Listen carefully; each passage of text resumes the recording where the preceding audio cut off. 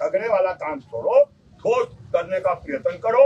और ठोस तब संभव होगा जब ये दिल्ली वाले जो बैठे हैं दिल्ली में, ये गिद्ध की जैसे बैठे हैं, ये इंतजार में है कि हिमाचल की जनता कब अपने घुटने पर गिरेगी और फिर वो आक्रमण करेंगे।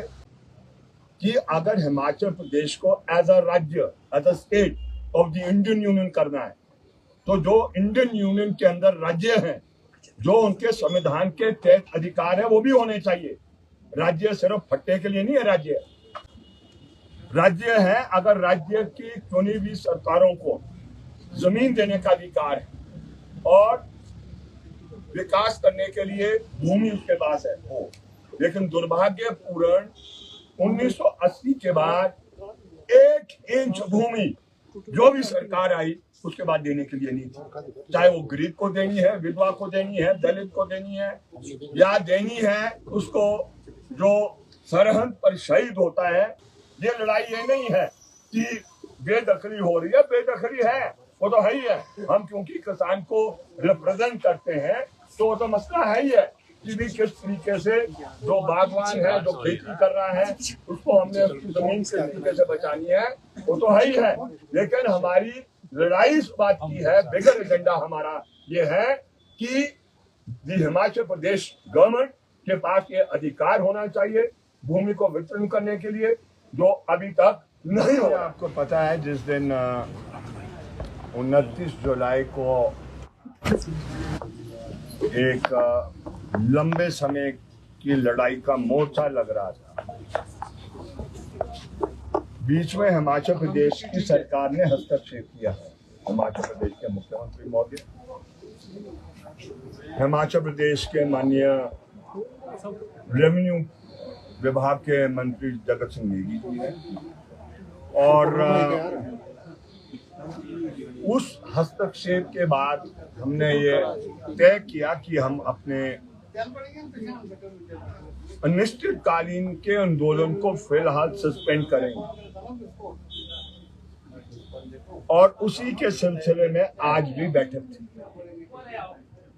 आप सब जानते हैं कि मसला क्या है। मसला है कि जो हिमाचल प्रदेश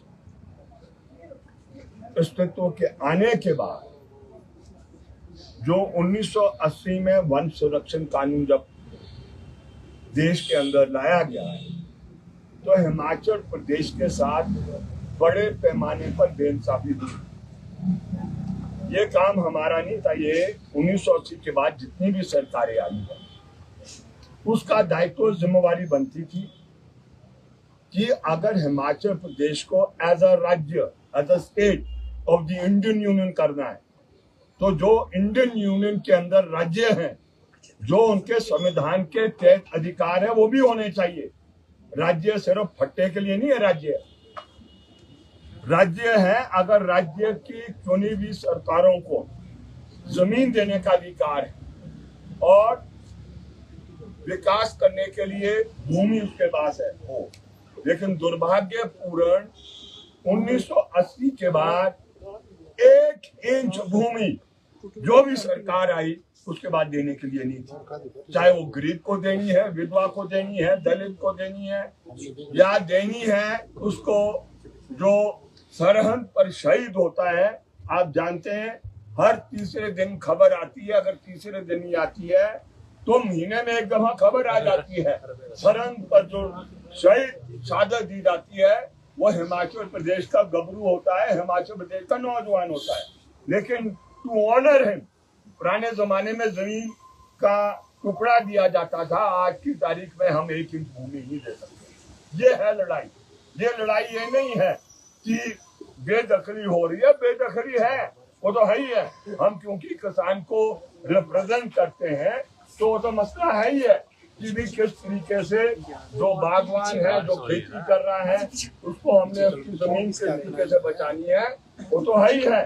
लेकिन हमारी लड़ाई इस बात की है, बिगर एजेंडा हमारा ये है कि हिमाचल प्रदेश गवर्नमेंट के पास ये अधिकार होना चाहिए भूमि को वितरण करने के लिए, जो अभी तक नहीं हो रहा है। ये अच्छी बात है जो आज बैठक हुई है, एक प्रिलिमिनरी एक बैठक हुई है, इसके कई दौर चलने हैं और हमने हिमाचल प्रदेश की सरकार को 2 शब्दों में कह दिया कि अगर तो आप आगे बढ़ेंगे हाई कोर्ट के अंदर और सुप्रीम कोर्ट के अंदर इस अस्तित्व को कायम करने के लिए, जिसमें क्योंकि हिमाचल प्रदेश का अस्तित्व बचेगा तब जब हिमाचल प्रदेश में रहने वाले का अस्तित्व बचेगा।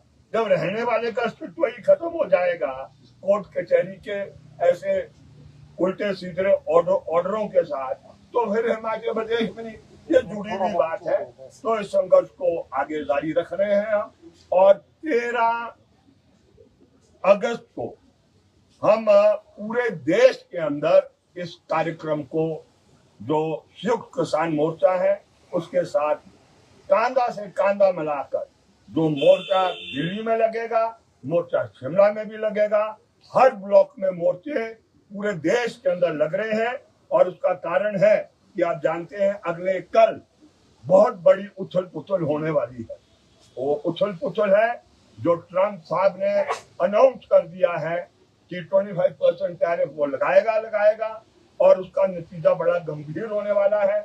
और हिमाचल प्रदेश में हम समझते हैं सेब के खेती का आखिरी जो सांस लेने का काम है, जो जब वो मरीज उसमें चले जाता है, वेंटिलेटर में चल जाता है, आईसीयू में चले जाता है, तो वो हालात सेब की खेती के होने वाले हैं जो ट्रंप साहब वहां पर कर रहे हैं। और उनके खास मित्र जो है वो देश के प्रधानमंत्री है। तो इन दो ने, देश के प्रधानमंत्री महोदय और उनके मित्र जो अमेरिका में बैठे हैं वहां के राष्ट्रपति, इन्होंने हमारा सत्यानाश कर देना है और हमारे पास कोई चारा नहीं रहेगा। हमें नीचे किसान को संगठित करना है, बागवान को संगठित करना है। जिस तरीके से देश के अंदर राष्ट्रीय मुक्ति आंदोलन में 1920 के बाद जब महात्मा गांधी ये मोर्चे में आए थे तो जन आंदोलन शुरू किया था इस देश को आजाद करने के लिए, उसी तरीके की लड़ाई हमें अब शुरू करनी होगी। क्योंकि खेती तबाह हो जाएगी तो ये देश भी नहीं बचेगा और ये प्रदेश भी नहीं बचेगा। हमारा फर्स्ट एंड फॉरमोस्ट इंटरेस्ट है टू सेव हिमाचल प्रदेश, जिसके लिए हमने ये आज पिछले कल हमने फैसला ले लिया है कि बढ़ चढ़ कर अगर उसकी शहादत भी देनी है, आहुतियां देनी है, जो भी करना है, हम आगे बढ़ेंगे, डट के मुकाबला करेंगे। वो दिल्ली वालों का भी करेंगे और अगर हिमाचल प्रदेश में कई ऐसे होंगे जो उस मुकाबले में शामिल होना चाहते हैं तो उनके साथ भी मुकाबला हम करेंगे। सरकार की मंशा क्या लगती है सर? देखिए, सरकार की मंशा सरकार से पूछो, हमारी मंशा बड़ी क्लियर है। आपने देखा होगा पूरा सराज टूट गया, उससे पहले ये समेज टूट गया था। आप 1 इंच भूमि नहीं दे पा रहे हैं, आप क्या करेंगे? वैसे आप आम के दौरे लगा रहे हैं, आप सहानुभूति, चलो अच्छी बात है आप कर रहे हैं। ठोस आपको तब होगा जब आप जो इस प्रदेश के अंदर, जब से प्रदेश बना है, ये जो अलग अलग किस्म की त्रासदियां जब आती रही है, आप एक जमीन का टुकड़ा नहीं वो दे सकते हैं। अब 2 साल बाद दोबारा चुनाव होंगे और ये यहाँ पर ऑर्डर निकाल देंगे सचिवालय से कि 2-2 विश्व जमीन देंगे मकान बनाने के। पुरानी सरकार भी यही काम करती थी, ये सरकार भी उसी तरीके को अपनाएगी। तो हमने कह दिया इनको, ठगा मत, अब नहीं ठगे जाएंगे, हिमाचल प्रदेश की आवाम नहीं ठगी जाएगी। ये ठगने वाला काम छोड़ो, ठोस करने का प्रयत्न करो। और ठोस तब संभव होगा जब ये दिल्ली वाले जो बैठे हैं दिल्ली में, ये गिद्ध की जैसे बैठे हैं, ये इंतजार में है कि हिमाचल की जनता कब अपने घुटने पर गिरेगी और फिर वो आक्रमण करेंगे। तो उनको भी कह दिया है, समझा दिया कि आप भी समझो कि भाई ये लड़ाई बड़ी लड़ाई है और हिमाचल के अस्तित्व को बचाने का काम करो। हमने तो यही विनती सरकार से पहले भी किया, आगे भी यही करें।